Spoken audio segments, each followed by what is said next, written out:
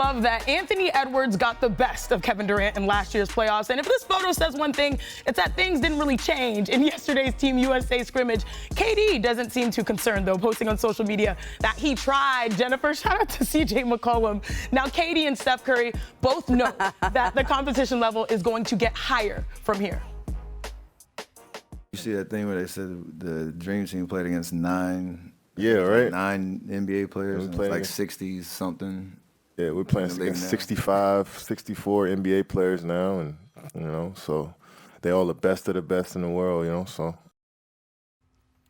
Let's fact check because those numbers were close but not exact. If you want to see just how much the game has grown since the '92 Dream Team, look at this. There were 5 active NBA players outside of Team USA in the '92 Olympics. This year, the rest of the field has 51 active NBA players, including MVPs Nikola Jokic and Giannis Antetokounmpo. So let's bring the panel back in because, Brian, it's going to be harder than ever before for Team USA to win gold. But I don't think that fans stateside are going to use that level of competition as a valid excuse if this team really falls short. So how can the red, white, and blue live up to their lofty expectations? They can't. I don't think the expectations are fair if anybody thinks that they're going to blow teams out. In all honesty, they need 5 wins. They play up to 6 games. They can afford to lose 1 pool play game. They need to win 5 games. They win them by 20, amazing. They win them by 1, that's all that matters. Getting this gold medal would be a huge accomplishment, okay? In Tokyo 3 years ago, they were behind by 15 points in the semifinal and 8 points in the final. They barely scraped by. This is a significantly stronger field. There is nothing to prove but except that you can survive in advance. Okay. Ramona, 5 games? What's that? Yeah, winning 5 games is the blueprint. Do you think that they'll get blown out, or will they blow teams out, or will rather, listen, it be more? I think that you have to go and show right off the bat that you are the same team that you were in Abu Dhabi. That other teams, you cannot give them room to even compete. At the end of games, and Brian, you've pointed this out so many times, and I've heard you talk about this. The FIBA game is a shorter game. You can't let other teams hang around. You can't get lazy because you built a 20-point lead. Other teams are going to come back on you. And I think the difference to me is when you look at, and I know Mike Wilbon, every time we talk about this, he texts me saying like, oh, the 92 team would have run. Look, if we go player for player, I can't really quibble with him. That 92 team was the gold standard for everything that's come after it. This reason why there's basketball is so good around the world is because of what the Dream Team did back in Barcelona. But this team is so versatile and they're playing in so much more competition. There is an opportunity to beat them, yes, because the rest of the world is better. But I think they can win every single game if they learn the lessons they've learned throughout this exhibition season. Don't let teams hang around.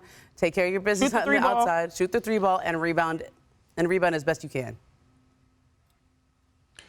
I'm still taking Team USA over the field. I think they should win every game. They already have won every game despite not playing all that well, particularly in London.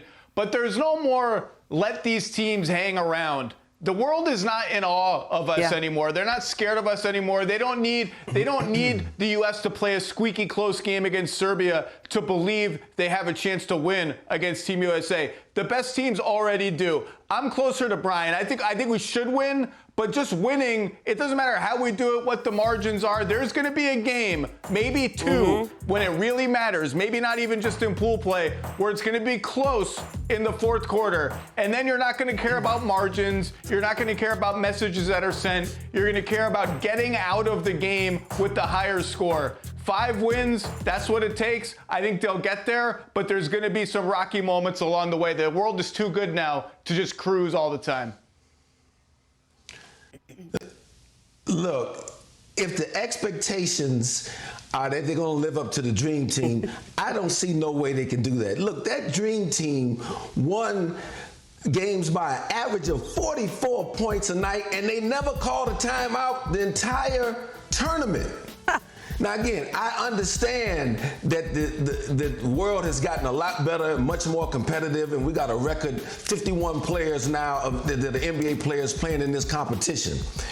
But look, this team, this U.S. team, still, if they want to be compared to that group, they've got to go out, in my opinion, and win games by a margin of 20 to 25 points to be compared to a group like that original Dream Team. Anything short of a gold medal will be viewed definitely as a failure, and winning a lot of close games and getting the gold will come with some criticism. So that's where I stand on this. Yeah, and it will all start on Sunday. That's when Team USA aims to defend their gold medal, that standard, and their streak against Serbia, because ESPN Bet has Team USA as 13.5-point favorites in the game, which is right about half of the result in their exhibition meeting. But Serbia does get some key players back, actually, Nikola Jovic and Bogdan Bogdanovic, who didn't play in the first meeting.